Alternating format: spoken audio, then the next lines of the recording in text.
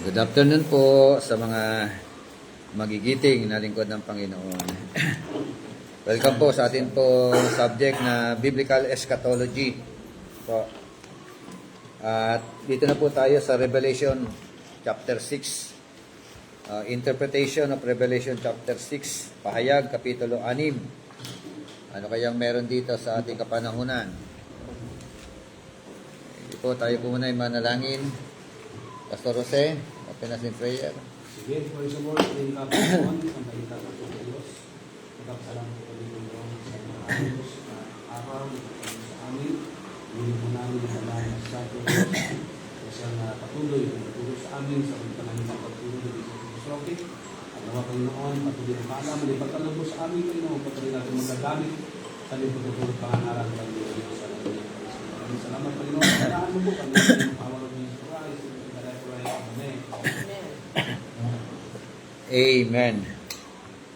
Revelation chapter 6. Ito po ay pag-usapan natin dito yung mga seal. No? Page 92. Different seal. Unang seal hanggang 6 na seal. Chapter 7 po yung ikapitong selyo.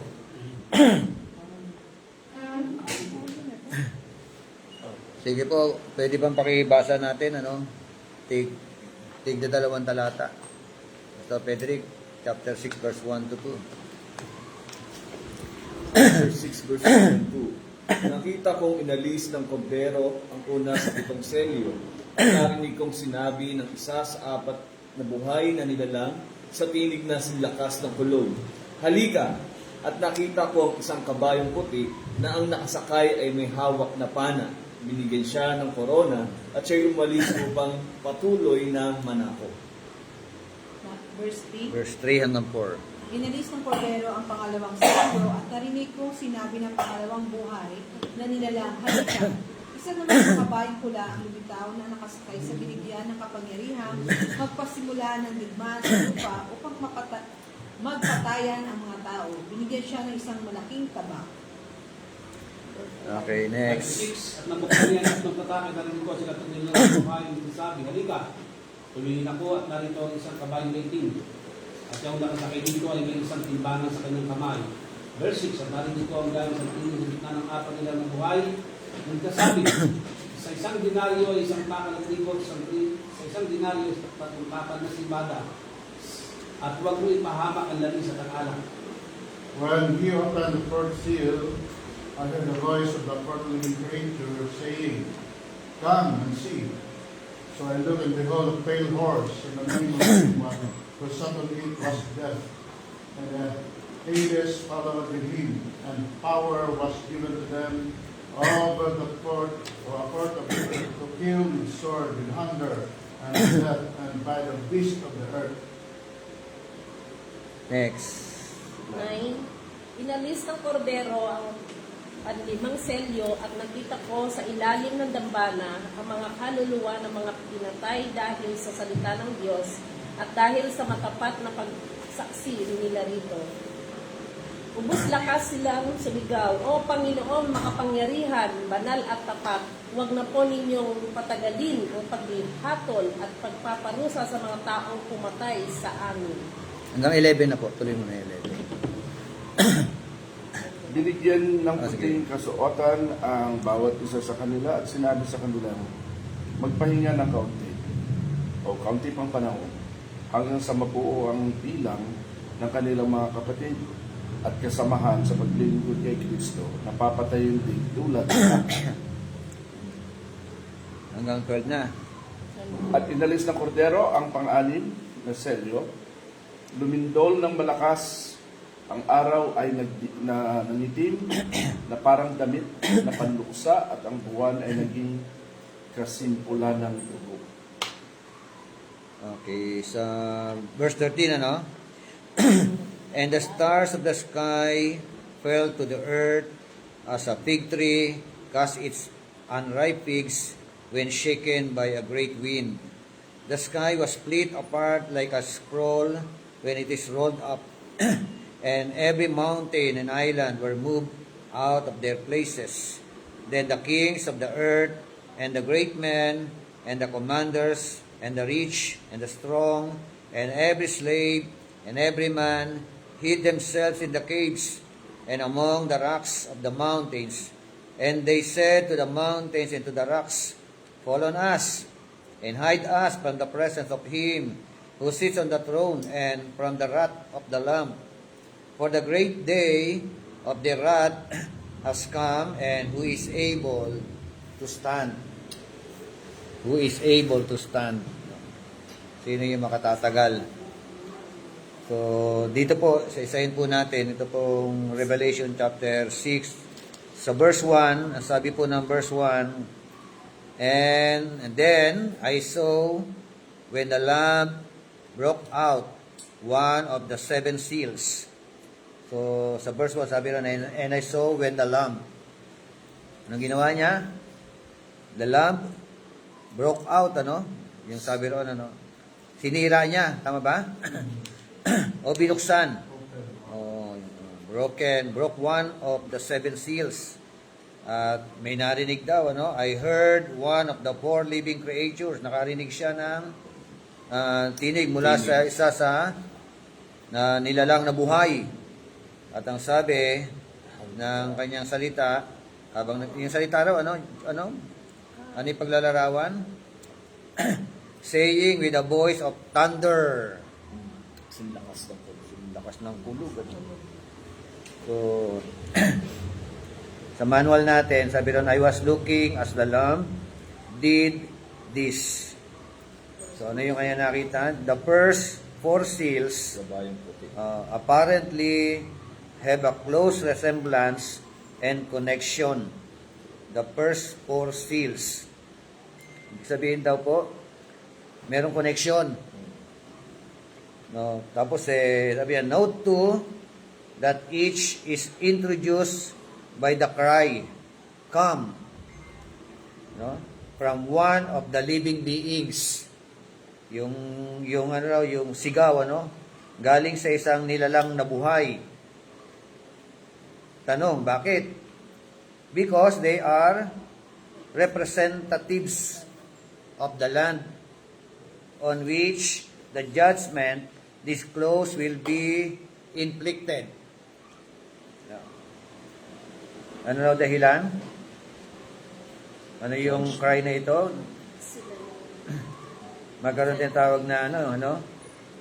They are the representative or representatives of the land, na kung saan ang kanila pong dala na mensahe, judgment, and this judgment are terrible to whom? For the unbelieving, but comforting to the church.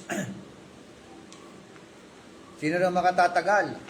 Yun ang sabi ng huling pangungusap ng verse 17, O, ibig sabihin, yung hatol daw na ito, talaga nakakatakot.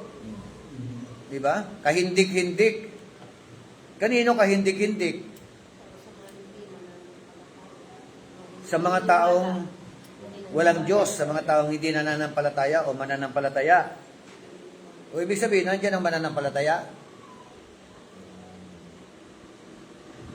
Kung ito ay kahindik-hindik sa mga hindi mananampalataya, para sa mga mananampalataya, comforting words.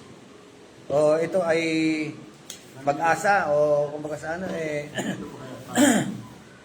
ito yung mahirap, yung pag-asa sa panahon ng katatakutan. Meaning to say, yung judgment na ito, pag dumating yung judgment na ito, andyan ang mga believer, nandiyan ang church. Wala. Wala na? So, depende. Nandyan, pero wala. Yeah. Check natin, ano mamaya yung dyan. Kasi merong pa ibang cry out dyan yung mga martyr naman di ba? Okay, tuloy natin. Sabi rito, next page.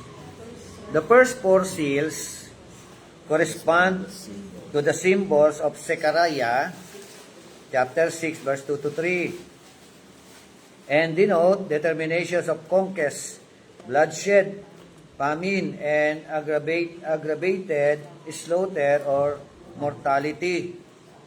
Basta nga po yung Zechariah 6, 2 to 3. Pula ang mga kabayong humihila sa unang karwahe, kulay tin naman sa pangalawa. Ang mga kabayong kulay puti at ang sa pangatlo, at ang kabayong batik naman, batik ang pang-apat. So may kabayo rin tinutukolan si Zechariah, no? At madalas, di ba, naikukumpara din natin ito doon sa Matthew 24. Noong una, di ba? Comparison doon sa Matthew chapter 24. Okay, so verse 2 sabi, ano sabi ng verse 2? I look and behold a white horse. Bahagi siya ng first seal, ano? Nung buksan daw ang 7 seals, may narinig siya, no? Mula sa isa sa mga living creatures. At itong isa sa mula sa living creatures, nung siya po ay magsalita, parang kulog o kidlat ba to? At ang sabi niya, come. At yung sumunod na senaryo, may nakita siya. Sino nakakita? Si Juan. Di ba? Ang nakita ni Juan, white horse. Tama? Puting kabayo. At saka yung nakaupo dito sa puting kabayo. Anong dala ng puting kabayo? Oh. Bow. Oh, bow, ano? Sabi ron, and he who sat on it had a bow, ano? And aside from that, and a crown was given to him. Oh, meron daw mga crown. Diba? Corona. Yung po mga yung nakasakay dito, yung po nasa puting kabayo. And he went out conquering and to conquer. Amen? So, humayo siya sa kanyang paghayo. Ayun po. To conquer, ano? Ang purpose niya, conquering and to conquer. Yan po yung kanyang, ano. Ano ba tayo? Ito. Narinig ako na interpretation na ito ng white horse na ito yung COVID. COVID. Kasi mga nakaputik yung tapos yung ang litsura ng virus ay parang corona. Then, Coronavirus. Dali mag-ubo yun. Dali ang haka-haka. So, yung yung common na pagkakaunawa natin doon sa white horse na ito? Ang iba kasi Bishop sabi, ano daw yun, parang yun na Pope or Church. Sabi nila. Si Pope? false prophet. O sabi na iba, false prophet? Yung ano, parang yung, di ba, ang Rome, o yung matang nating yung church na natayo. Yung kasi nakaputik sila mga putik. Oh. Parang yun ang nila kasi baw daw. Tsaka, Meron ba nag-interpret na yan si Christ? Hindi ba sabi na si Christ? Meron nag sabi si Christ daw.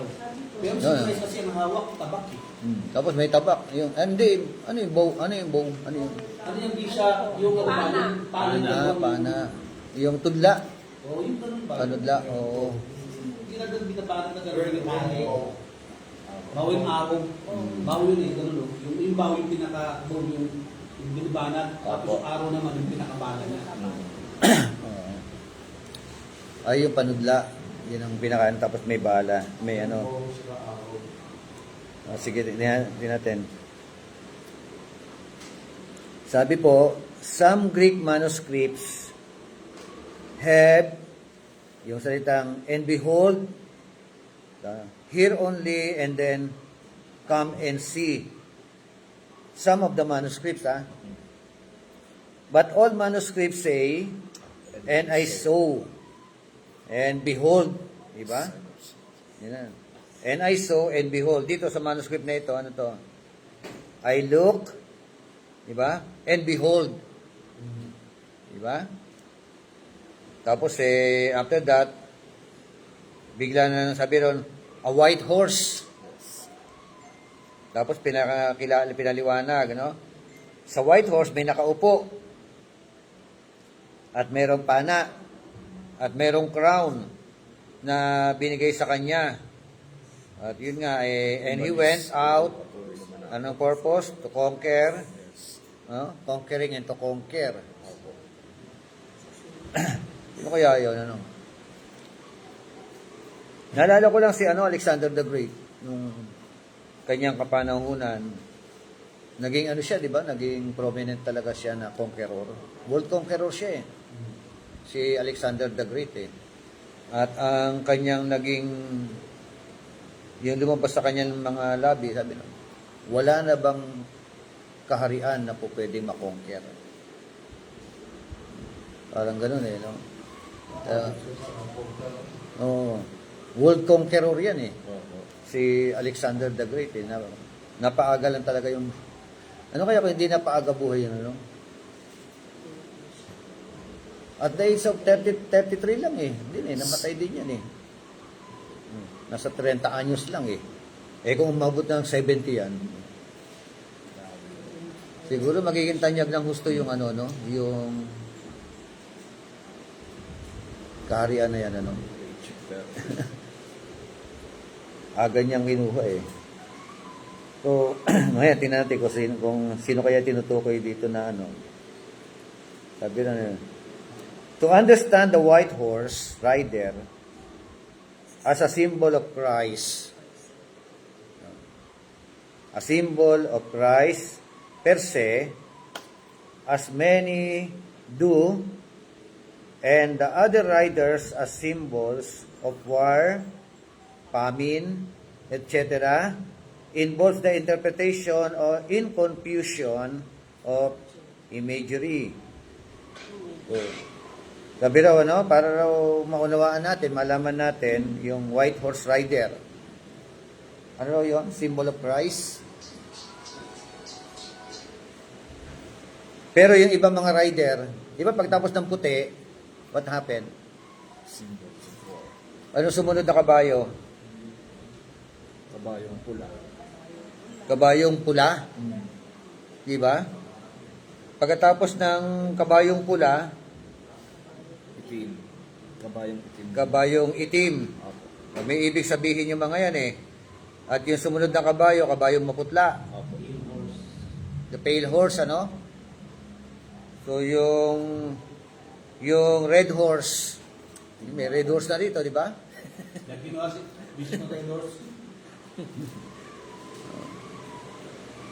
Ang red horse, ang equivalent dito yung digmaan. Opo, digmaan. Di ba? Kaya kapag uminom ka ng red horse, hanap away ka, Hanap away. Tamang away. Kaya nga, meron silang di ba meron silang pang-akit doon, yung tatama ka sa pader, tapos anong tawag doon? Extra strong. Ha? Tapos meron sila tinatawag din, pero hindi, Lakas ng tama. lakas tama. Extra Pero, strong. Strong. Sabihin, pag Meron tumama ka sa pader, di ba yung pader sa lakas? Nakalimutan ko yung termino na ginamit nila So, yun ba yung ating interpretation dati? Yung red horse, yung white horse symbolizes ni Christ. Kasi Bishop, hindi ako nag-symbolize ko. Walang symbolizes. Kasi, ang sure ako sa mga sa na yan.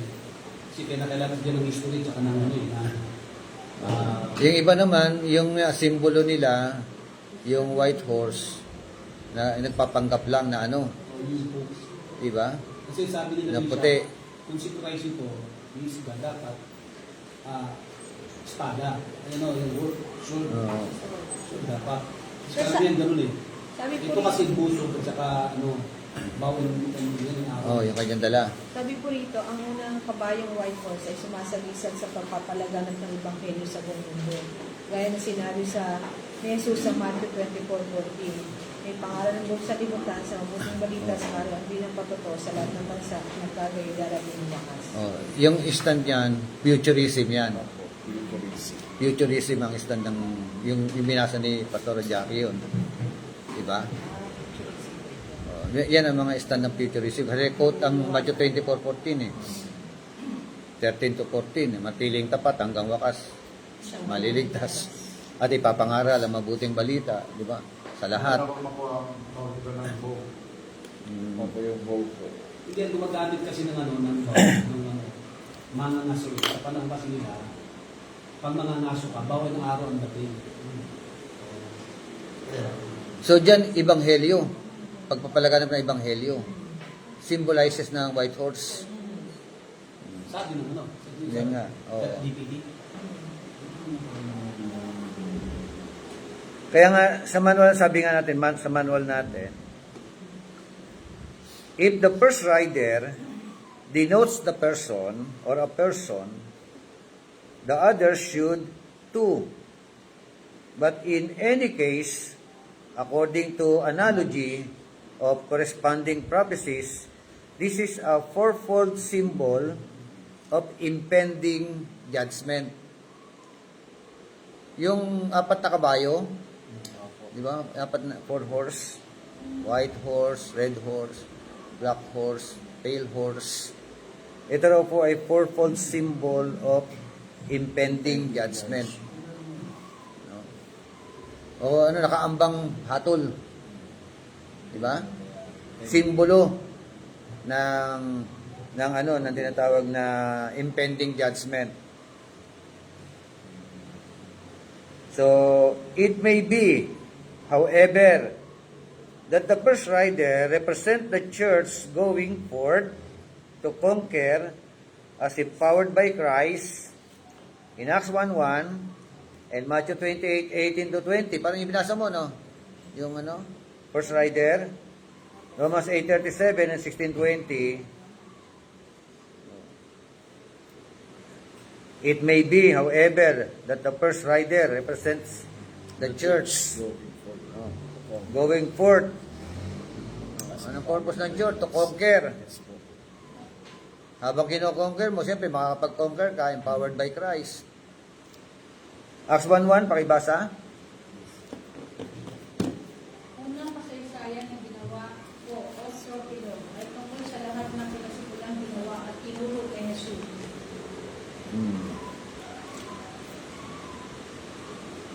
Yung sumunod na talata, Matthew 28:18 to 20.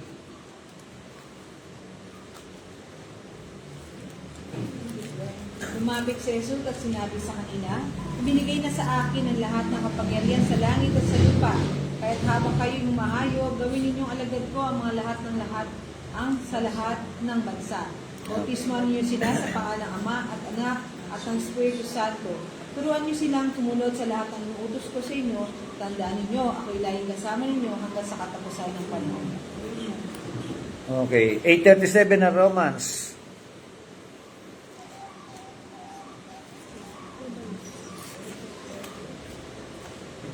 Hindi, sa lahat ng mga ito, tayo siguradong magtatagumpay sa pamagitan niya na nagmamahal sa atin. Okay. More than conqueror.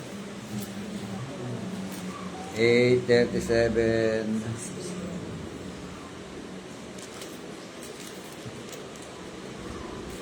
Sa English version sabi ron, but in all these things, we overwhelming conquer through Him who loved us. So, referring to the church, parang kasi yung account niya, ang conqueror, ang church. Ito ang binasa ni Pastor Jackie, no? Yung church ang siyang conqueror. at patuloy na magtatagumpay. No? Kasi nga, ang church din, ang siyang binigyan ng atas ng Panginoon Jesucristo sa Matthew 28:18 to 20. No? At hindi lamang talagang, di ba sa church din binanggit yung sabi niya sa Matthew 6:9 to 10, ganito kayo manalangin, di ba? Our Father who art in heaven, hallowed be your name. Your kingdom come, your will be done on earth as it is in heaven.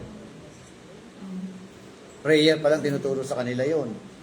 Ganito kayo manalangin. Pero merong message, merong implikasyon. Di ba? Your kingdom come. Your will be done. Meron diyang, your will be done here on earth as it is in heaven. So, paano bababa ang kaharian ng Diyos? Paano magaganap yung kalooban ng Diyos? Diba? Dito sa lupa. Sa langit, wala nang problema. Conquered na rin eh. Tama ba? Sabi pa ng itong verse, we are more than conquerors. Yes, we are more than conquerors. Sa 8. At pag i-analyze mo, kung ito ba ay positive o negative, kung ito yung COVID, negative yon. Kung ito yung church, yung word na conquer, hindi siya negative word. It's a commendatory word sa isang champion, sa isang overcomer. It's a commendatory word. Hindi siya negative word. Kasi kung ito yung sa Diablo, ito yung judgment ng Diyos, galing sa Diablo, kumbaga, devastation ang term dapat na ginamit, hindi conquering. Di ba? Conquering kasi is winning. Di ba? In God's favor. So, posible nga na ito ay church. Pagka sa Diablo, lahat ng galing sa Diablo na ginagawa ng Diablo, destruction, devastation. Pero meron dito parang ito dito kasi kung hindi mo na sa Revelation chapter 1, ito na natin, yung ginagawa. Meron dito kasi ito, pagkaan natin, na binigay kasi itong Revelation na ito ito kasi 1, chapter 1. Sabi dito, may sinabi dito sa uling bagay, nararapat mangyaring madali. Pero mangyaring madali daw. Okay. At yan padalas sabi natin ang hangin. Tapos, verse 2, sabi ito, paano mo ang basa ng isang tanong hula? Ano yung hula? Tumutupad. At ang hula doon, sa parang malapit na. Sabi niya, paano malapit na? Doon dadalit, malapit na. Anong huli sa sabi dito? And then, sabi dito, sa verse 4, sabi dito, biyayan sumayin nawa sa pagmula sa Diyos kanina sa nakaraan. Then, bakit hindi sa verse 19, dito sabi naman niya, isulat mo mga bagay na nakita mo, ang mga bagay ngayon at ang mga bagay na darating. Ayan. So, ano yung mga bagay na nakita niya at ang mga bagay ngayon at ang mga bagay na darating? So, kung titingnan natin yung mga bagay na nakita niya, parang Revelation 1 hanggang Revelation chapter 22. Sinulat ngayon. Pagkatapos, ano yung mga bagay ngayon? That's the one question. May bagay na yun eh. At yung darating. Ngayon, sa chapter 4, dinaanan lang natin ito. Ito sabi nung siya ay sabi niya na ako'y tinawag siya, umakyat sa langit. Sa verse 2, ang sabi nung sumawag sa kanya, sabi niya, pagkakay na pa sa Espiritu ako. Ito, sabi niya, pagkatapos ang bagay na ito, tumingin ako natin sa bidong pa sa langit. At ang unang tinig na aking narinig dahil sa pakarat ng kapusap sa akin.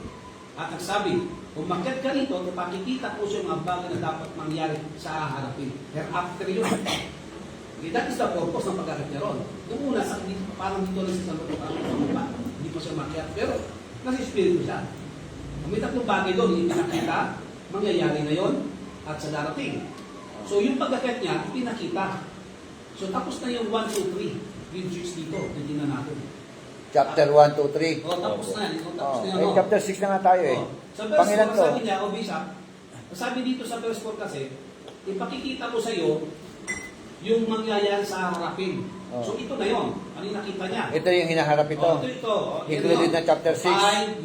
Yung pagbubukas ng seal. Sa harapin yun eh. Oh. Tapos ito 6 sa pinag-aaralan natin. Hmm. So, paano magkakaroon ng connection yung ano doon? Kung hindi pinakita yung playo, parang naman. Kasi mangyayari yung pinakita eh. Tapos sa darating eh. So, tapos ng pagdating ng pagtawag sa kanya o pagdating sa salita, ipakita sa kanya yung darating lang. Yun lang yun eh. The purpose eh. Yun yung sasabi ng May nabasa akong commentary na ang Book of Revelation daw ay hindi siya sequence of events according to occurrence. Yung mga chapters daw na mga later chapters parang re-imaging ng mga previous chapters. Parang may term silang ginamit eh. Dapat balikan ko yun. Hindi ako masyadong ewan ko lang kung na-encounter mo na Bishop yung ganong klaseng commentary. Approach o interpretation. Na ang Revelation daw hindi dapat interpreted na parang sequence of events from verse chapter 1 to the last chapter. Na walang kaugnayan yung mga later chapters doon sa mga umpisa. So, tapos meron silang in-explain na yung chapter 22, 21 na nagsasapin-sapin yung mga paliwanag, pero yun at yun din yun. At saka doon yung millennium. Anyway, hindi ko pa na-research masyado yung part na yun na pinapaliwanag nila. Pero ang sinasabi ko nga lang, yung conquering kasi, it's not a negative word, it's a word yun na ginagamit lang sa mga winner at saka sa mga champion. Wala naman siyang conflict. Kahit sabihin pa na sa darating, kung sa church iba tayo, ang interpretation. Kasi, ano naman ang church eh? Progressive, ibig sabihin, in the future, may church pa din, conquering din. Diba? So, hindi siya conflict. So, ang interpretation na ilagay sa church. Pero baka ang sinasabi mo, wala na dito ang church. Hindi naman gano'n na. Kasi kung titingnan natin, yung gospel kasi, yung salvation na ginagawa natin, kung titingnan natin, is for all. Kasama tayo. And then, yung 1680 na sinasabi natin, that is church and the church. Diba? So, the church was born. Nakapanganak na. Pinanganak yun eh. So, yung mga salita ba ng Panginoon prior, before, na sinabi niyo sa 1618, para kanino yun? May para sa mga at may para sa church. Kasi ganun, kasi ang nangyari, yung sinabi ng Panginoon sa unang pag-aaral natin, ay natapos na yun. Yung siya sa Matthew chapter 24. Supposed to be, sa culturism, future na yun. More on church, Diba? Jerusalem Future yun. yun. So, hindi na natin, the church was beginning in Jerusalem, the visible church. Yung iglesia ng Panginoon, as spiritually, the visible church was founded sa Jerusalem. Dapat si pangalat sila. So yung salita ng Panginoon doon, yung sinasabing, mga tinanda sa wakas, yung dami. Yung katawag natin, yung parable pa sa Church in the Way, ang dami. Hanggang sa, babalik ako, hanggang sa chapter 1 verse 8, ang dami. Ang dami mga sinabi natin, yung mga salita yung para kanino yun. Diba? Kasi hindi makasalita tayo na pag-aralan, kung sinabi ni Bishop, na yung sa Matthew chapter 24 is only nangyari sa panahon lang nila. Diba? Supposed to be church yung pinag-uusapan doon eh. Church yun eh. Tapos kung tapos na to, nasa na rin ang church? Kasi Church tapos of na. Jerusalem. Hindi. Depende church of Jerusalem. Kasi, teka mo kayo hindi mo pwede maging church of Jerusalem. Why? Kasi andun na eh, pumasok na yung church of, sabi ni Pablo, church of the Gentiles. O, diba? Ang dami na eh. So, ibig sabihin, before dumating yung conquering, yung 70-80, andun na yung Gentiles eh. Oo. O, isa lang naman ang church ng Panginoon eh. Ang Gentiles. Whether the church of the Jews o church of, isa lang yung church ng Panginoon. No one. Hindi pwedeng may dalawang church ng Panginoon. Isa lang. So, kaya nga, itong pinakita kasi ito is, para to sa future eh, sa chapter 4 eh. Sa chapter 2 nga, sabi niya, umakit ako, ang binanggit kasi doon ng verse, tatlo lang eh. Sa chapter sabi, yung mangyayaring madali. Diba? Tapos, may sinabi na, yung nangyayari ngayon, sabi niya, isulat mo, yung bagay na nakita mo, yung ngayon, at sa darating. So, yung sabihin, yung chapter 1 hanggang sa chapter 3, yung ngayon. Kung titignan natin, kung paano sasabihin natin ito. So, parang ngayon. Eh, hanggang ano siya eh. Hanggang sa sabi niya, sa akin, pag at ngayon, sabi niya, yung haharapin. Ano? Kasi hindi ngayon, hindi man yun na sinabanggit si ano eh. Si ang book of Revelation. So ano yung mangyayari? Yung mangyayari ngayon. Ibig sabihin, may present din siya. Diba? May present siya. Sabi sa kaya nga walang sabi, hanggang saan yun? Yung ngayon. Pagkatapos, yung darating. Future, after. Yung darating, kasama tayo. Kasi, ang pagkit kasi ron, pagkatapos ng bagay na ito eh. So itong chapter 6 na tayo na Revelation. Opo. Ano ito? Ano natin dito? Past Church ba ba ito? ito? Hindi Oo, church. present ba ito? Or future ba ito? Gusto ko talaga malaman. Ayun ba gusto mo malaman? Oo. Ayun. Ayun pala gusto mo malaman, di aralin natin. Ayun na, oo, sige, di ba, di natin. Oo. Sige, saysayin natin pa. Para, diretso na tayo. Yung pala gusto mo malaman eh. Sige, dito. Sabi dito, no?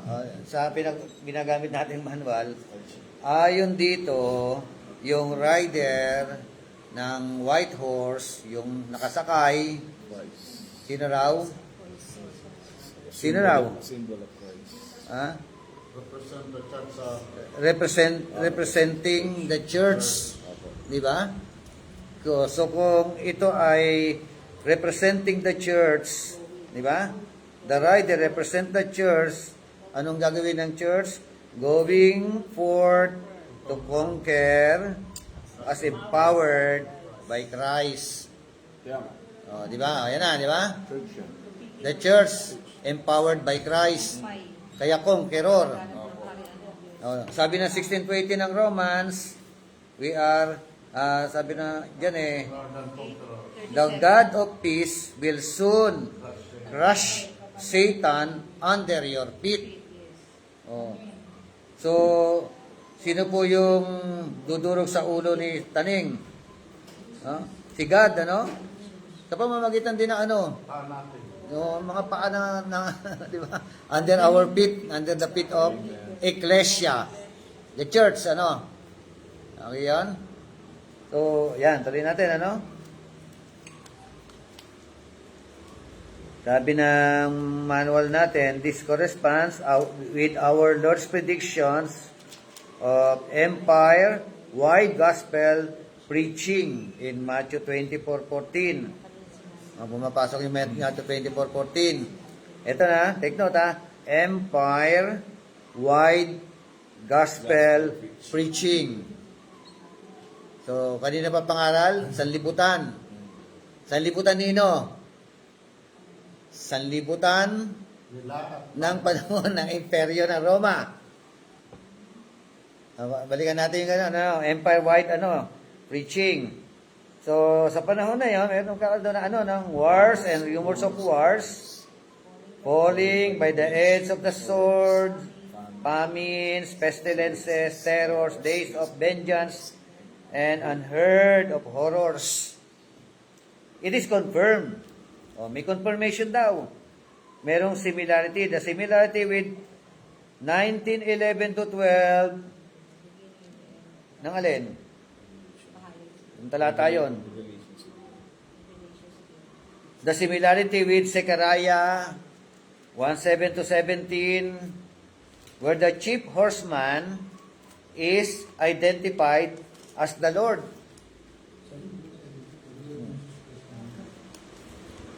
Yung chief horseman daw, identified as the Lord.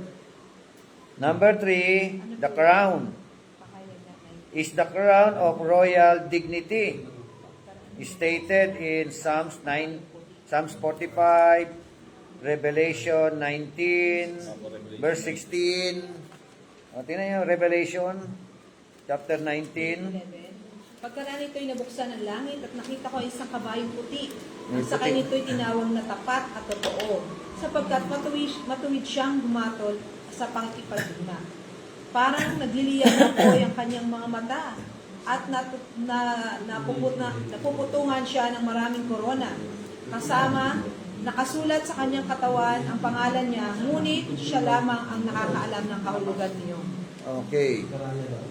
So, sino yung nakasakay sa white horse? Jesus. Sino yung nakasakay doon sa white horse ng chapter 6? Church is Powered by Jesus. empowered by the Lord Jesus Christ. So, dito in particular sa 19, si Kristo yon. Si Christ yun sa 19, verse 16. Tapos yung ibasa sa 11, 19:11 hanggang 12. Ano po yung binasa Sa natin? anong libro po ba ito? Yun ay binasa mo? Yung 16. Yung verse 16. 19:16. Ano ba ba libro to? Itong Nakasulat, Revelation po? nakasulat sa kanyang kasuotan ng kanyang hita ang ganitong pangalan. Hari ng mga hari ng Panginoon ng Panginoon. Verse 6 siya ha. Yun na no? Confirmation. And on his robe Wow. and on his thigh, he has a name written, King of Kings and Lord of Lords. Ayan o. King of Kings and Lord of Lords. So, confirm Apo, confirmation. It is all, yung subject dito sa chapter 19, the coming of Christ Hindi sinabi the second coming, basta the coming of Christ. So, kailan ito panahon na ito, the coming of Christ na ito? Ang Diyos naman lang na Ang Diyos lang ang Ama. Diyos naman lang Ang Diyos anak, alam din, siyempre. Diyos lang nakakalam. Wala kahit kahit sino Diyos hindi alam. Kaya daw tao si Kristo kasi Kaya tigilan na yung kapipredik, Ay, tuma. Tigilan na yung kapaprophesy. ang iba. Diba? Kasi,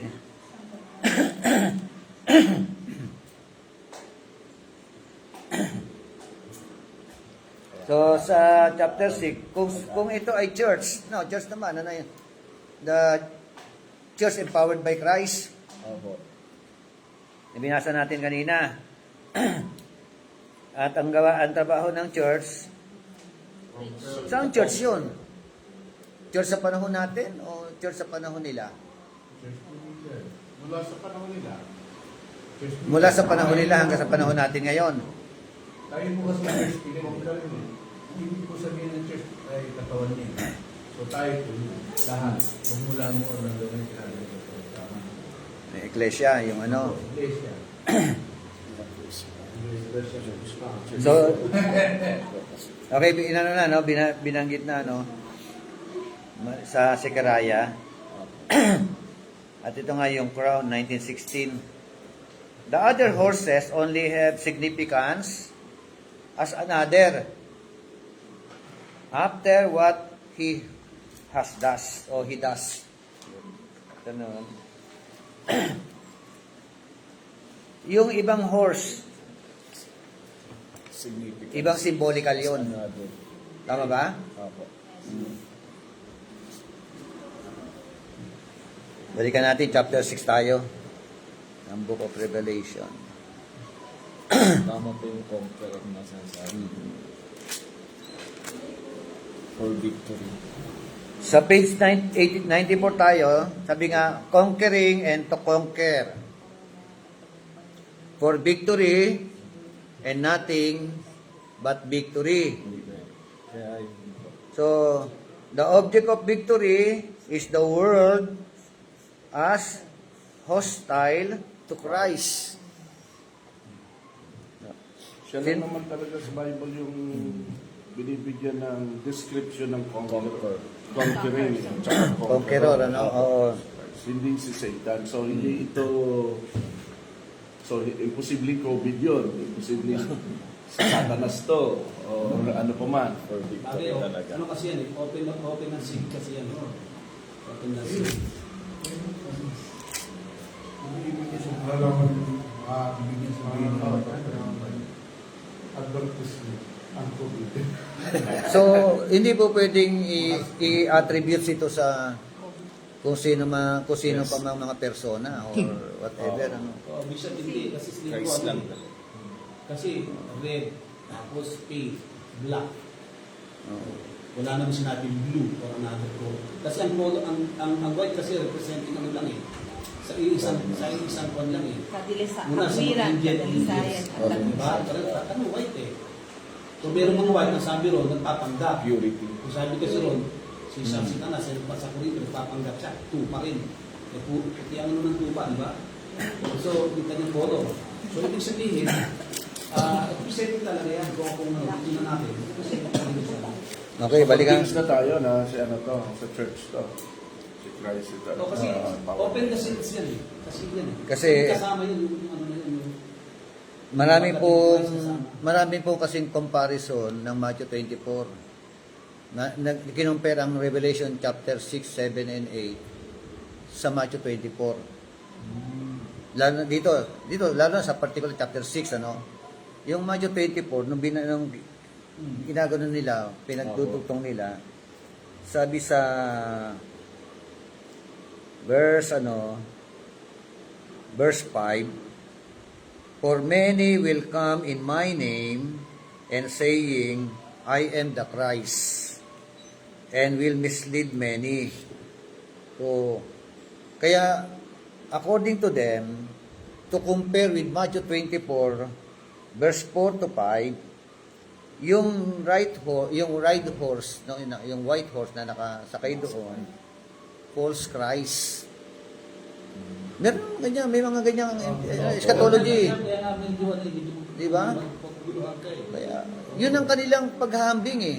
Inihambing yung nakasakay sa white horse in comparison to Matthew 24 verse 4 to 5 na ito nga yung false Christ.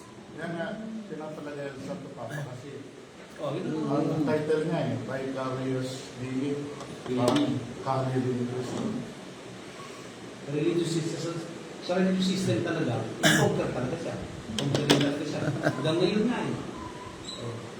Asa ako, isa lang ang pagbabasihan ko rito na ito ay kasi yung salitang White conquering, horse. hindi yung kulay mismo. Kasi po pwedeng i-adapt mo yung mga kulay, pati yung pagkikimbulaan ng kulay niya. Kunwari, siya Angel of Light. Pero ang sa akin dito, wala kang makikitang term na ina-ascribe sa mga Sa iba. kalaban ng Diyos. Oh, sa iba. Ascribe lang ito kay Jesus at sa church. So, sa buong Bible yun. sablay ang Yung salitang comparison ng conquering. Matthew 24 verse 4 to 5 Oo, sablay yun. to chapter 6 verse 1 and 2. Yun ang Pag kay Satan pinupoint yan, natin dito. Pag hindi yan kay Lord, devastation, delusion, basta negative ang implication. Wrong interpretation yun. Opo, yung No? Pero prominent yun ha, yun yung sabi ko na yun. Yan ang stand ng mga end timer. Hindi lang isang beses. End timer. Dami na, di ba?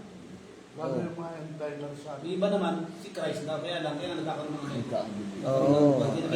Kaya nga, which, sino sa dalawa? Kaya, Kasi pag in-establish mo isang bagay, yun na yun eh.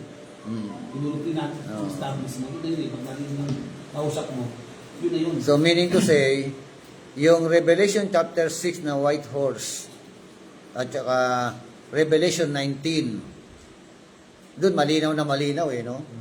Sa Revelation 19, verse 16, na siya nga yung King of Kings eh, Lord of Lords eh. No, di ba? So dito lang tayo sa chapter 6, verse 1 to 2, yung white horse na So, pero meron siyang paliwanag talagang no? The object of victory is the world as hostile to Christ. The book is primarily for the church consolation.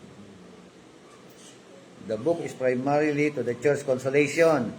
The church courage is revived when it keeps the vision of this heavenly King before its eyes, as he is even now going forth to battle and to victory. So, kung yan ay church, sabi nga, church, empowered by Christ. So, nagsimula from their time until our time. Siyempre, bumi siya. Talaga naman. Di ba? Oh. Hindi mo lang papayag na Oh, ganun, hindi, sumunod na tanong ko. So, kung from their time, di ba? Matthew 24:14, yung ano ron, di ba? Yung gospel preach into the whole world. Tapos sa pag-aaral natin before, na yung world doon, yung pala, yun yung mundo ng panahon ng imperyo ng Roma. Oh. Eh di ibig sabihin, yung church na magko-conquer, from their time only. Hindi, sabi, conquer eh. Tapos kasi, yan, tinuloy natin, tuloy natin yung ano ron. Ang pinaka nila, according to them, dito, yung mga previous na pag-aaral natin, ang kaganapan ng lahat ng bagay na ito, 70 AD. Di ba? Oh. Until the destruction of Jerusalem and the temple of Jerusalem. Di ba? So, hindi tayo kasali?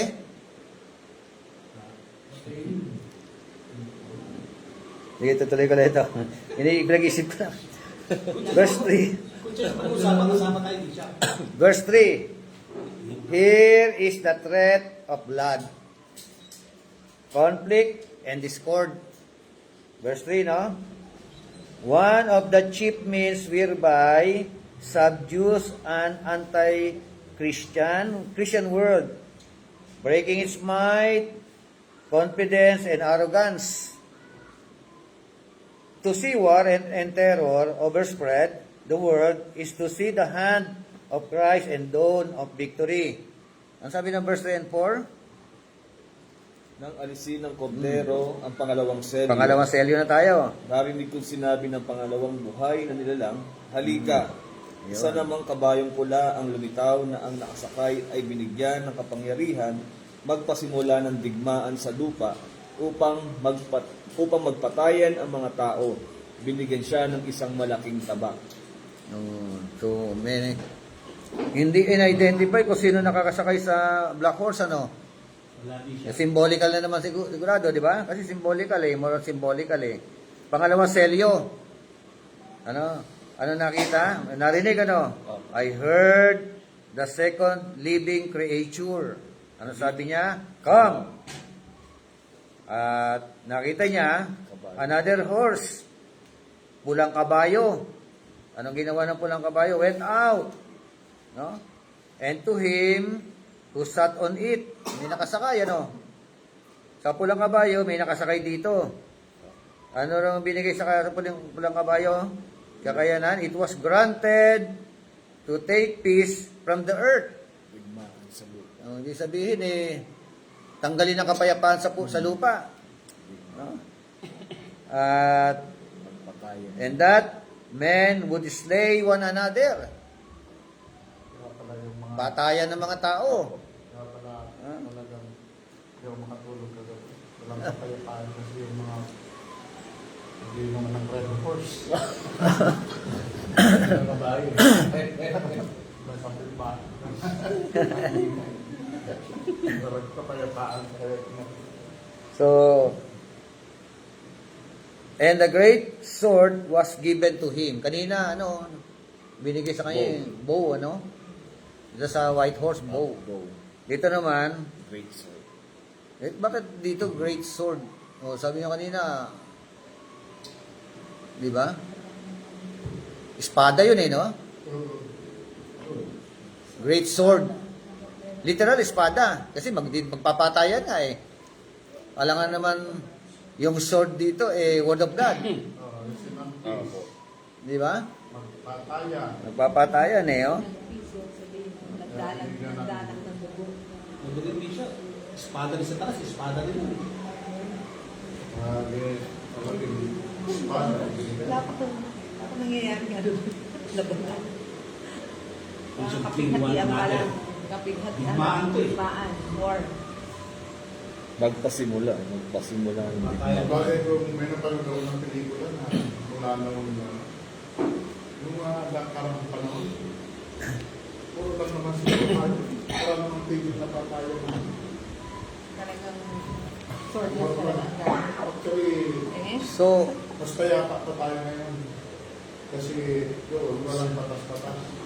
Pag sino pa kayo, gusto pa kayo. Problem.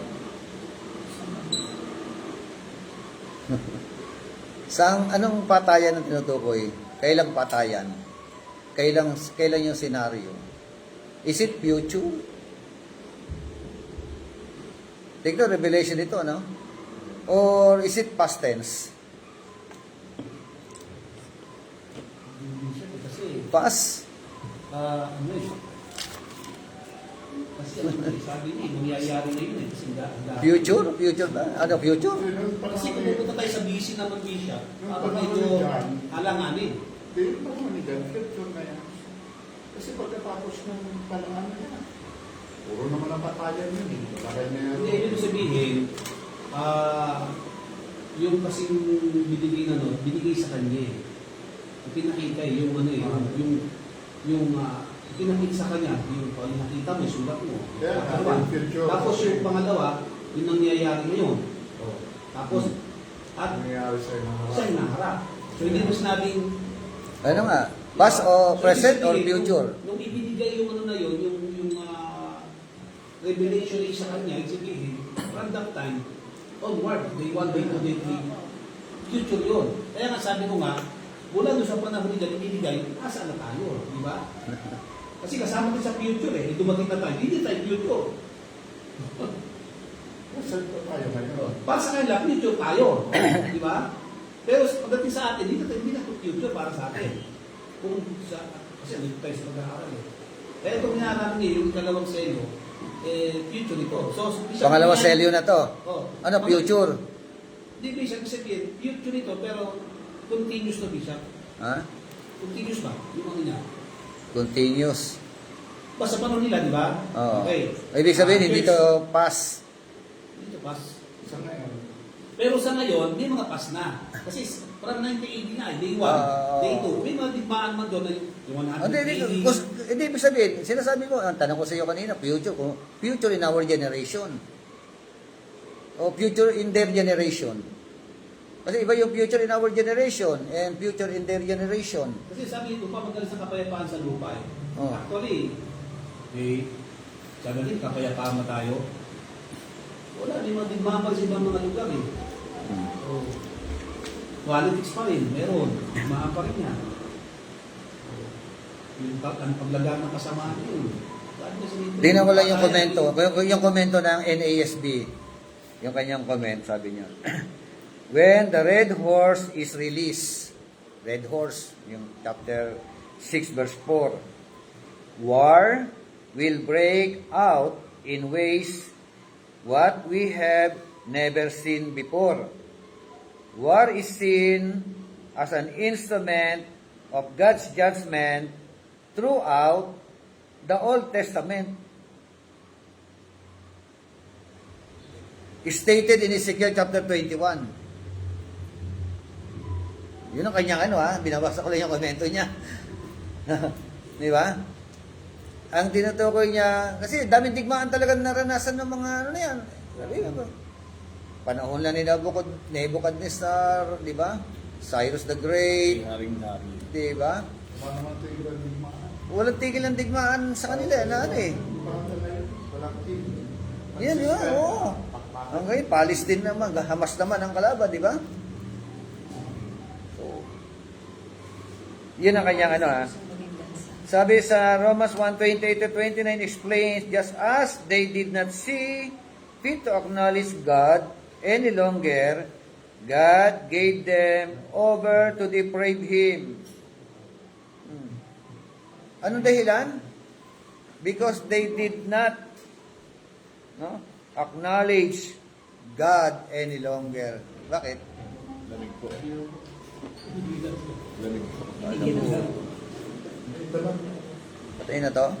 Yung maingay. Yan na lang. Isa na lang. Kaya na po yun. So, basa 1:28-29 ng Romans.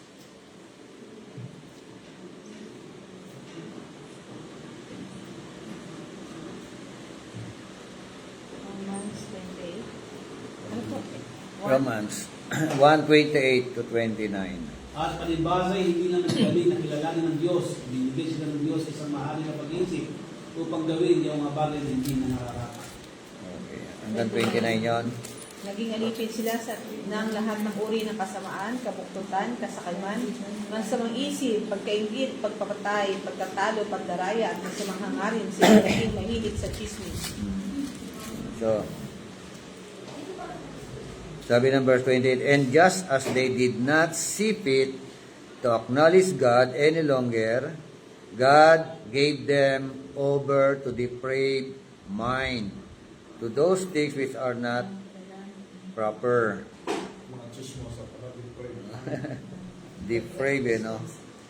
So, ibig sabihin, yun nga,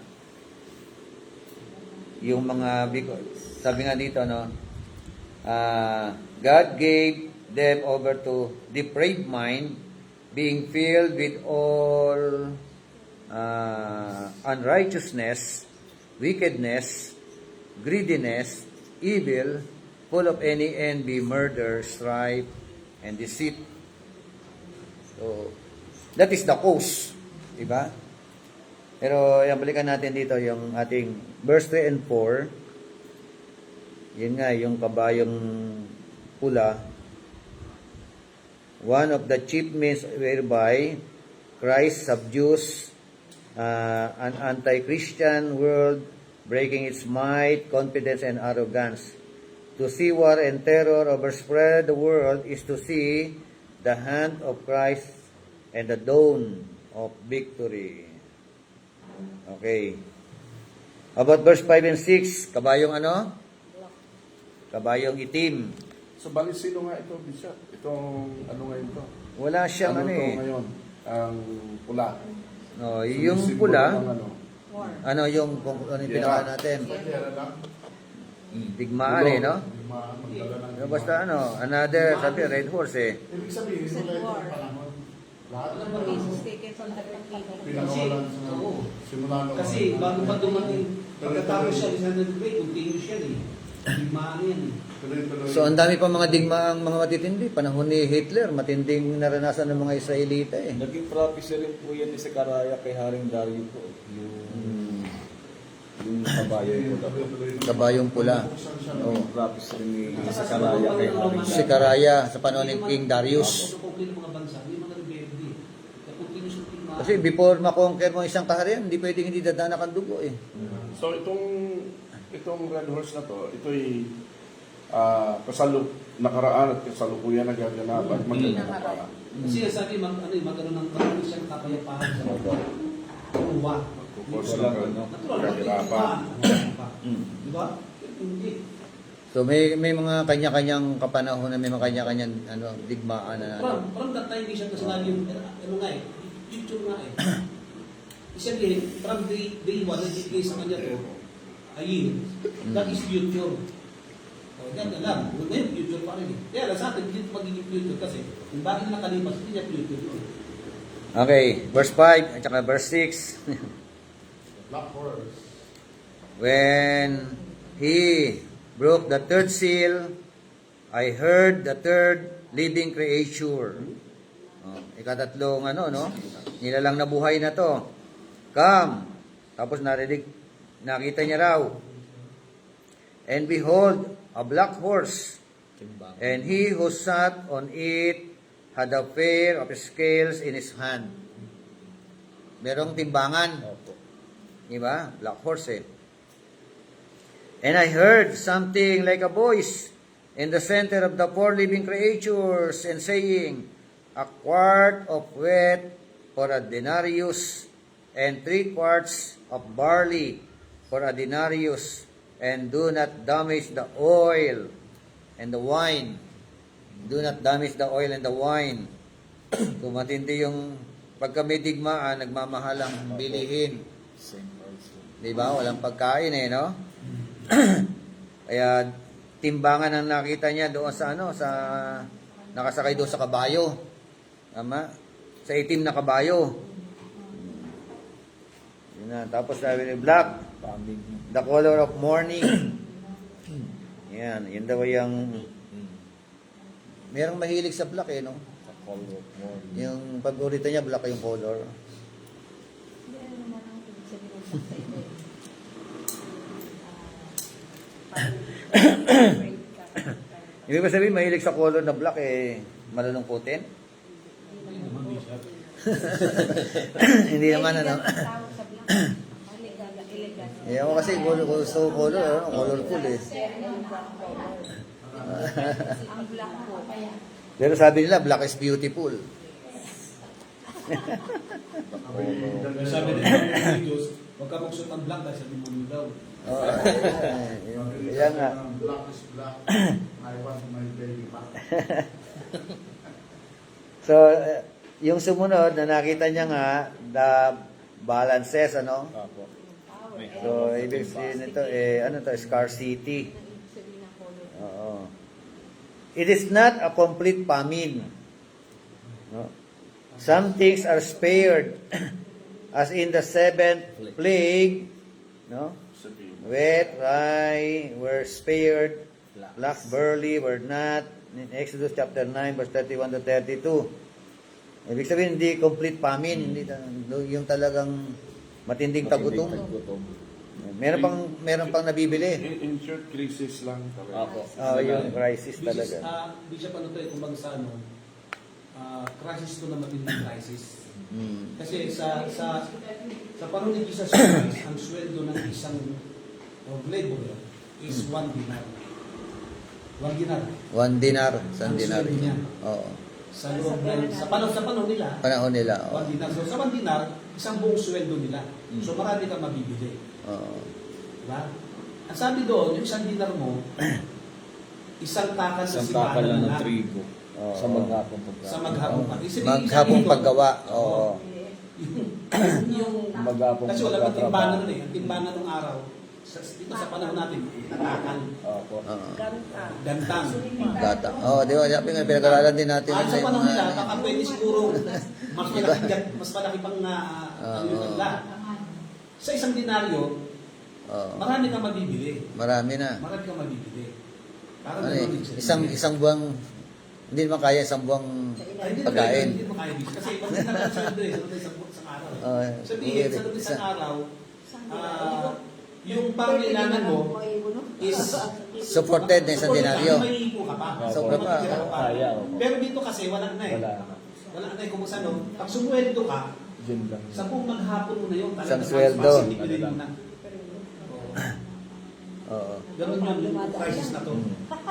So, yung isang denaryo, ang equivalent daw, 3 quarts of barley. Di ba? Oo. Tapos and 3 quarts of barley for a denarius, no? Tapos Ibig sabihin, mangyayari misa parang ang word or something like that na parang dahil talaga siya sa crisis. May crisis Oo. talaga. Hindi naman siguro siya bigla, parang unti-unti lang. May narinig din ako nito na ano na ang hindi lang daw magagalaw ay yung mga anointed. Tapos yung oil and wine. oh, Ang oil kasi panluto eh. Panahon nila. Panluto. Tapos yung alak, Panimpla. parang watermelon. oo, parang pinakatubig nila. Kailangan hindi gagalawin kung sa ano. Huwag gagalawin. Huwag galawin to kasi. Kasi yun ang pinaka Wala paluto. magagalaw. Ito lang hindi. Pero sabi, yun ang So, binigyan. pag Interpretasyon. sabing, huwag gagalawin at ang gagalawin lang dito ay yung trigo. Ibig sabihin, yung crisis na yun ay patungkol sa kawalan ng trigo sa kanila. Hirap na silang Hindi, parang mangyayari, iingatan nila yung ano yung di ba sa atin yun, di ba yung langis parang sa atin yun. Yung langis kasi iniingatan na nilang langis eh. Dahil mauubos daw, sabi nila, di ba? Do not damage the oil and the wine. So kumbaga dito, kaya nga, wag mong pinsalain ang langis at ang olibo. Ang sabi diyan, langis oil. ng olibo at ang alak. The oil and the Ibig wine. sabihin, hindi apektado sa krisis ang oil na ito at saka yung wine. Ang apektado lang dito yung kanilang staple food. yung pagkain nila. Yung barley. Parang Pilipinas, hirap na hirap sa bigas. Parang ganyan. Pero meron ng 20 bigas. Yung prime commodities. Parang yun, no? 20 bigas, meron Kasi BBM daw. Kasi yung mag-angkat sa ibang Parang ikada ni Bishop ang tutukoy, parang 20 pesos na lang. Meron na 20 bigas, meron. Sabihin, magkakaroon sila magkakaroon ng limitado, parang may controlling system ang nangyayari dito. Nandoon nga ang crisis sa Crisis. amo. Diba? Pero sa langis at saka hindi. Bagsa isa lang Islam, hindi wag lang Okay, sabi nga, bad crops and scarcity, one of the scourges in the hand of Christ by which he chastises unbelief and enmity against himself and the church. It continues through this era and it issues in his complete victory. So, ano yung symbolical ng oil and Bad wine? crops and scarcity. Sabihin nun, talagang kumukunti ang palay nila, ang trigo nila. Tapos puro shortage nagkaka-the-best yung shortage ng pagkain. Mm. Parang taghirap. Di ba, ang tagutom, hindi naman kagad dumarating yan. May system. Hindi naman kagad. parang nangyayari nga sa Pilipinas. Pero sabi na, in the hand of Christ by which he chastises unbelief. Sino po yung apektado? Yung mga hindi naniniwala. At yung sabi, enmity against himself. No? And the church, what happened to the church? Continues through this era and it issues in his complete victory. Sabihin, nandiyan ang church. Di ba? Pwede ko, pwede hindi. Hindi tapos yung Kasi ito sabi, nandiyan ang church. Kung nandiyan ang church, ibig sabihin, Pero iba nangyayari sa church. during the time na, tribulation na ba ito? Or whatever? Hindi siya. Hindi pa tribulation? Hindi great tribulation? Hindi, kasi May digmaan? May sa black horse pa lang, ha? Kung ito yung nangyayari na ngayon, nangyayari na karaan ngayon at mangyayari pa in the future, hindi pa tribulation. Ito yung kasi kasalukuyang crisis. parang nangyari kasi dito Bishop, parang bang ito yung mangyayari sa hinaharap. So maybe na mangyayari talaga ito. Oo. nangyayari na. Halimbawa, ito, kaya stand mo, hinaharap ito, future, ha? Sa panahon, Futuristic ka. Kasi yung great Oh, revolution, Bishop, kung ito, pinakawalan na yung nandiyan dyan ang church, kung futuristic ka. Nandiyan. Di ba? Opo. Walang yung lindol. Yung pinakamalakas sa lindol, doon na magkakaroon ng great revolution. Hindi, ang dami nga pala tandaan ng mga nangyari. Kaya nga yung pinag-usapan natin Yung tribulation po kasi, yung sinasabi nyo ngayon, tribulation. Doon na sa... Ay, sa Matthew 24 na naman yun, magkakaroon ng lindol. Iba't ibang dako. Ay, iba po yun. Yung pinakamalakas. Kasi hatol. Revelation po yung pinag-usapan natin na yung pinakamalakas. Dito yan, may yan, nasa 7 yan, chapter 7, o kaya, Chapter 9. chapter 8, ganyan. Pabalikan natin yun. Dali natin, verse 7 and 8. Ang game na The pale horse. kapag na. Malapit tayo. When the lamb broke the fourth seal. Tama ba to? I heard the voice of the fourth living creature and saying, Come. And I looked, and behold, an ashen horse. And he who sat on it had the name Death. Oh, may nakasakay. May pangalan, Sino na nakasakay? Si Kamatayan. Matayan. Yung maputayan na... And Hades was following with him. No. Hades daw, kasunod niya. Ano yung Hades? Daigdig ng mga patay. Daigdig ng mga patay. Ano yun? Hindi impyerno. Nakaraan daigdig ng mga patay, and was following with him. And authority was given to them over a fourth of the earth to kill, no, with a sword, and with famine, and with pestilence, and by wild beasts of the earth. Yan yung kanya nakita, no? Maputlang kabayo, may nakaupo sa maputlang kabayo, pinangalanan ang nakaupo, si kamatayan daw. At habang nagbibiyahe ito si kamatayan, merong kasunod. Ano yung karwahe? Ano ba yun? Kabayo ba may karwahe? O basta na lang? Yung Hades daw was following him, eh, no? Oo. Habang tumisip pa, habang So, yun ang paglalarawan. siya lang ang nasa unahan. Ngayon kasi, ang patay papunta sa sementeryo. Tinatawag. Kasi, Hades eh, daigdig ng mga patay. Daigdig ng mga patay, Hades. May kamatayan, sementeryo. Kasama niya yung mga sementeryo. Hindi lang naman sa sementeryo, dami, di ba? Karamdaman. Pero natin, it intensifies the disclosures of the second and third horses. Yet, it only affects 1/4 of the human race. Apektado na 1/4. Hindi meron pang ano, 3/4 pa. No? In other words, pag 1/4, it is not universal destruction. It is not the end of the human race. It is a measured chastisement, as in a great war, for instance. So, siyempre, pag meron digmaan, ano? Nangyayari na ngayon. Yung mga digmaan niya, no? Parang mga devastated na mga lugar. O, di ba? Maawa ka sa ano, eh, no? Mga natambol sa kanila. Yung mga nangyayari sa kanila roon. Wasak-wasak talaga. Oo, wasak-wasak talaga yung mga bahay. Hindi mo pwedeng balikan, eh, no? Gaza. Ang, Lebanon. So hindi ito universal. Ang Syria. So, lumalabas na Pachi. history ito. Pumapasok ito sa... Sa mga history ng Oo, sa mga billion digmaan natin. sa iba't ibang area.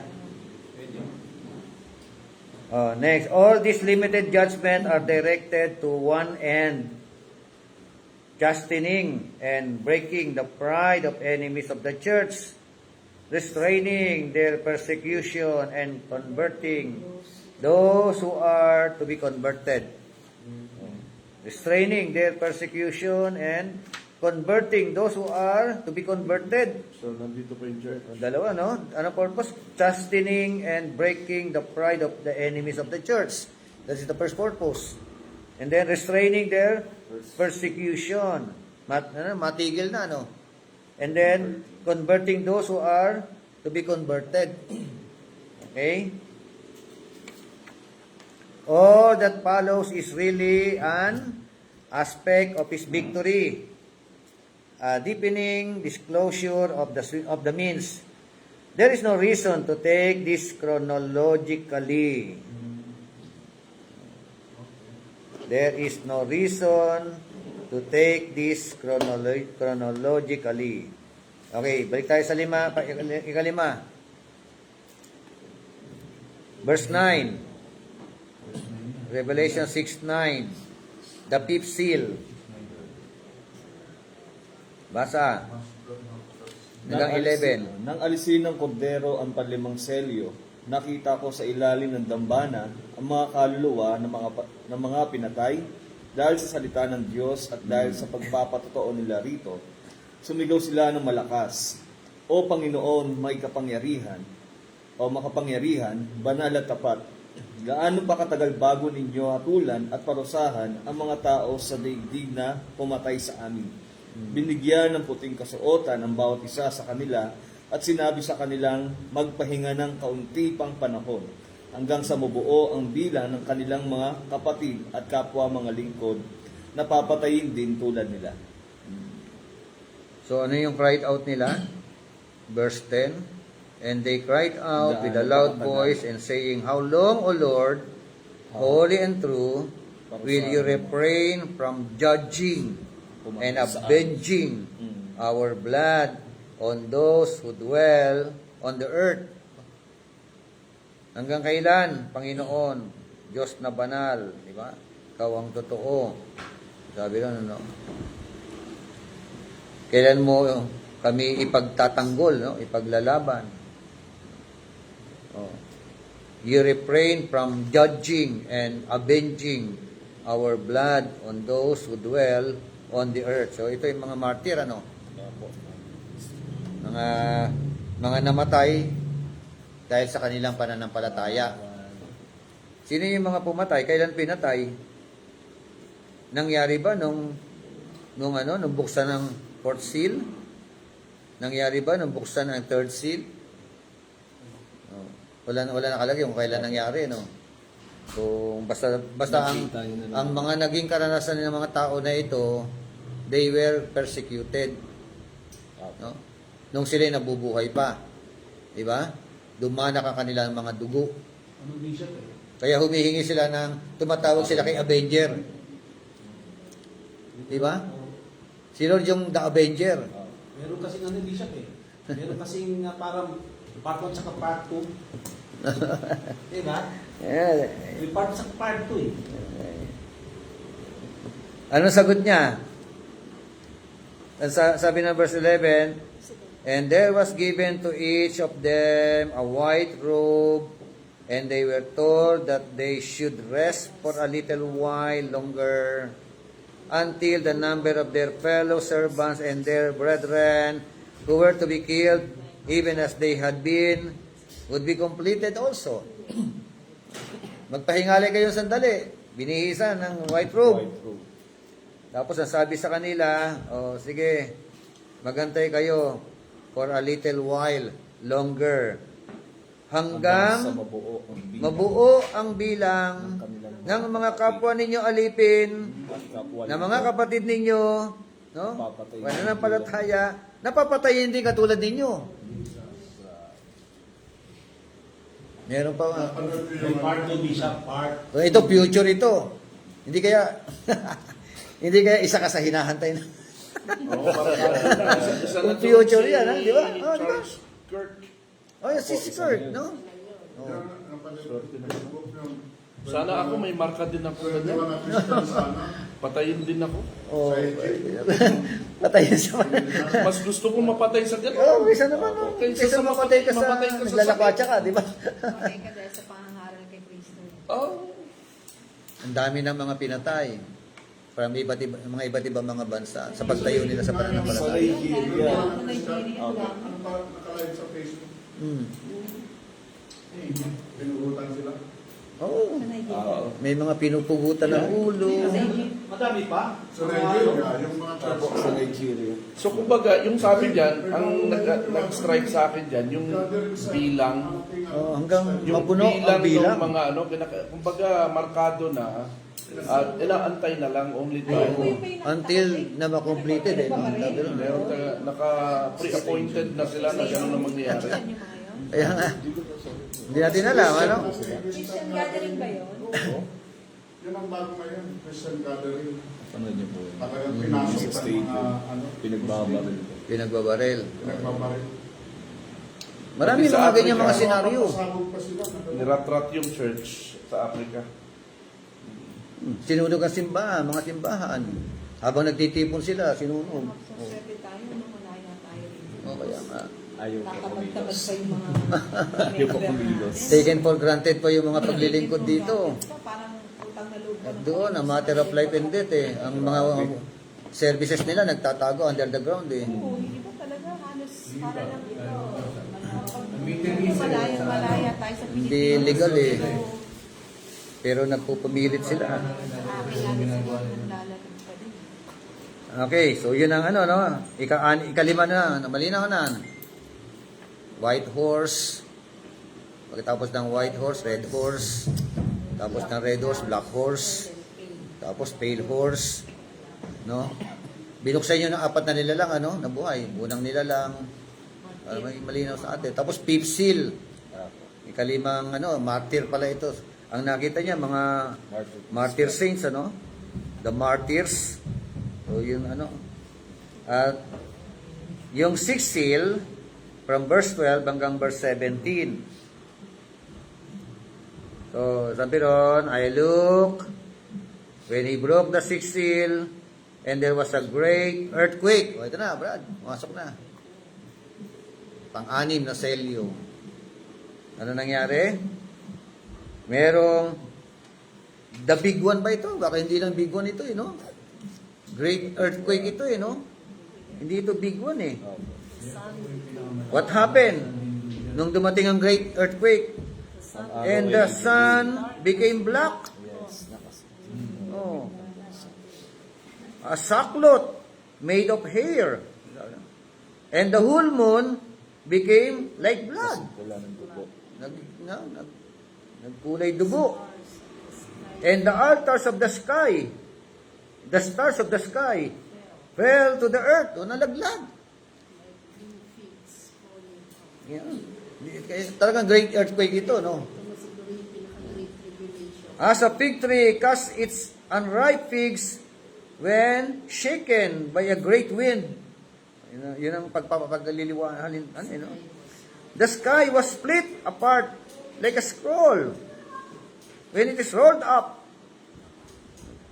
And every mountain and island were moved out of their places.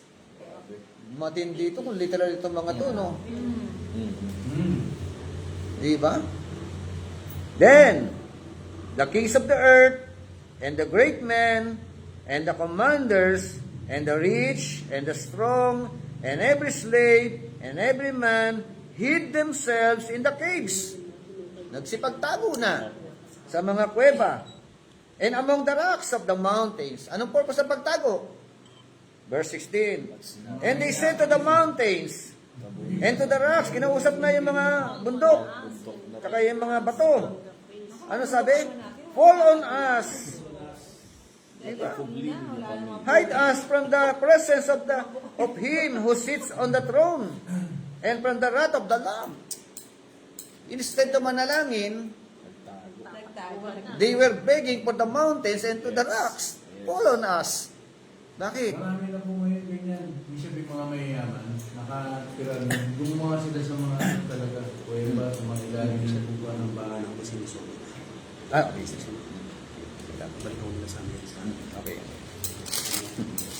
So, ito yung kanilang ano. So, kaya nga sabi ko, instead na manalangin, bakit hindi sila manalangin? Hindi sila tumawag ito. Magsisi. Di ba dapat magsisi, no? Sana yung mga mayayaman na yun, ano? Magsisi sana, no? Mga mayayaman pwede yung palagay sa mga kuweba-kuwebang underground. Oo, mayroon ng namumundok na sila, no? Namundok sila rito, eh, no? Tago sila sa bundok, eh. Bundok, taka sa ilalim ng lupa. May mga bahay. Meron na, bahay. Pero yun nga, instead na mag-pray sila, kinakausap na nila yung mga bundok, eh. Tsaka yung mga bato, na ang sabi nila, Yung sila ng dahil. tabunan nyo lang kami. At ikubli. Bakit natatakot? Bakit nagpapatabon? Kasi nga, natatakot sila doon sa, Sa nakaupo sa trono at sa puot ng kordero. doon sa presensya ng nakaupo doon sa trono, tsaka yung sa puot ng kordero. Nagalit na yung kordero. Nagagalit din yung kordero, no? Di ba yung kordero na napakabait dito? O kaya tinutugis na yung Di ba? Nagalit na yung kordero rito. Wala ka na magagawa. Pag nagalit yung kordero, pinakamaamo. Sino ba mamamagitan kapag nagalit yun? Sa nangyayari sa atin, bumaha. Mga kontrakista na Grabe, no? nilabas. sulog na eh. DPWH na nga. Kaya, tapos sabi lang, for the great day of their wrath has come. Kaninong wrath? Doon sa nakaupo sa trono, tsaka doon sa kordero. The great day of their wrath, plural, has come. And who is able to stand? Sino kaya makakatagal? Diba? Galit na kami. Nung ginawa ko ng sermon niya, yan ang title, Who is able to stand? That is the title. Yan ang context lang, chapter 6, verse 12 hanggang 17. Pero buo chapter 6. Okay? Oo. Natin 6 seal. Sa manual natin, aralin na ninyo, no? Alas po. Tama. Kaya pala nagpaalam na yan. Okay.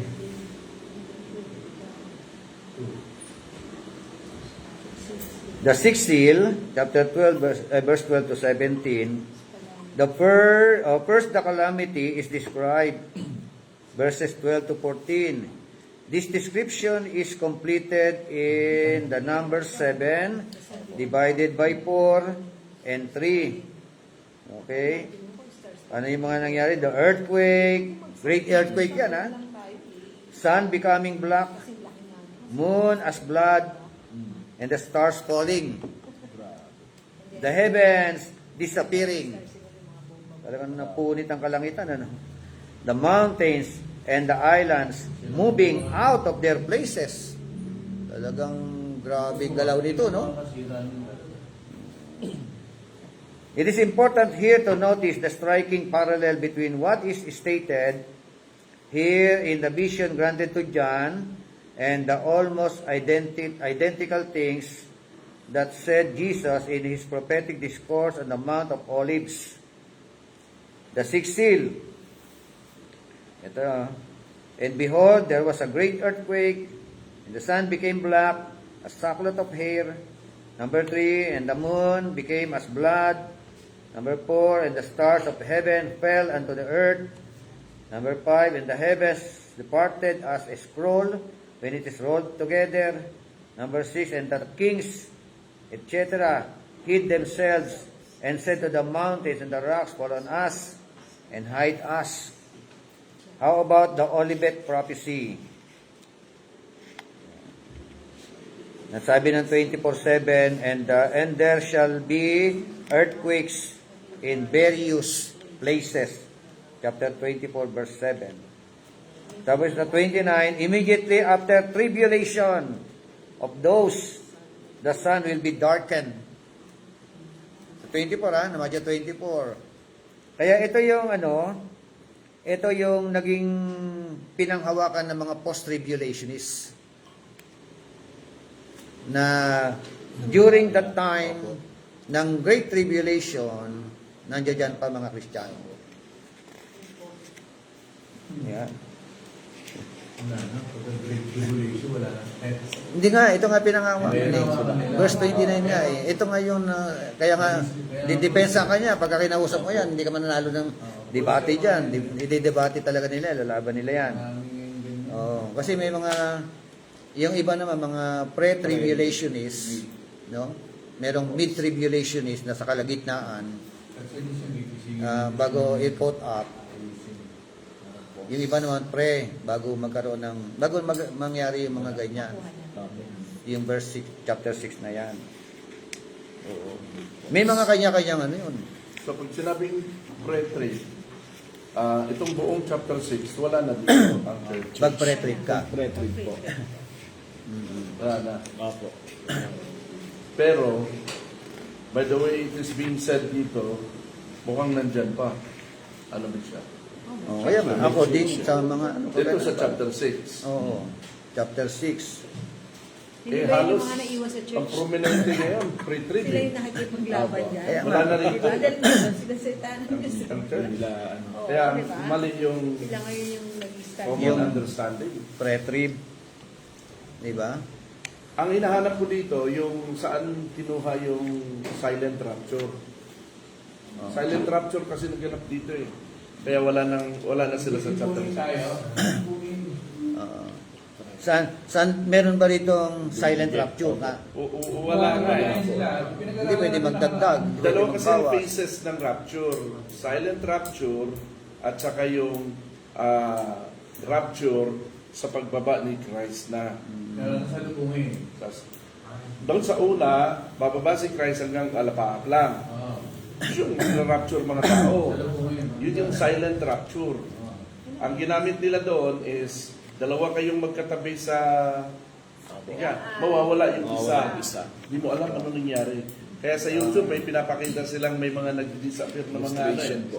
Oo, may mga ganyan ano eh. Kalapan ay, yung pag kinuha ka. Ha? Yung kalapan ay, yung pagdating ng Panginoon, parang isang mata mawawala na lang. Oh, yun yung ano, silent rapture. Yun lang kung saan yung silent rapture dito. Wala naman nakalagay, parang nabasa. Pero yun yung Ay lang. mga Oh, pre-tribulationists. dagdag nila yon, no? Parang human ano na lang yon. Kaya nga, nung inusisa ko to, ang pinagugutan daw pala ng silent rapture ay chapter 4. Saan ba yun? Chapter 6 pala. Ayun, Bishop po. Chapter 6 verse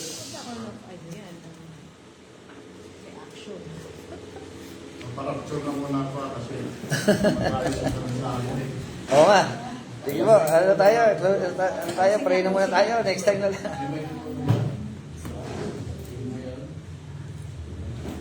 Pastor Pedrick, cross mo muna sa prayer. Sige po, tayo po yung manalangin. Mayroon pa tayong preparasyon. Panginoon Diyos, tayo makapangyarihan sa lahat. Panginoon, salamat po Lord sa natapos namin pag-aaral. Tunay nga napakabuti mo Panginoon sa buhay namin ng mga lingkod mo.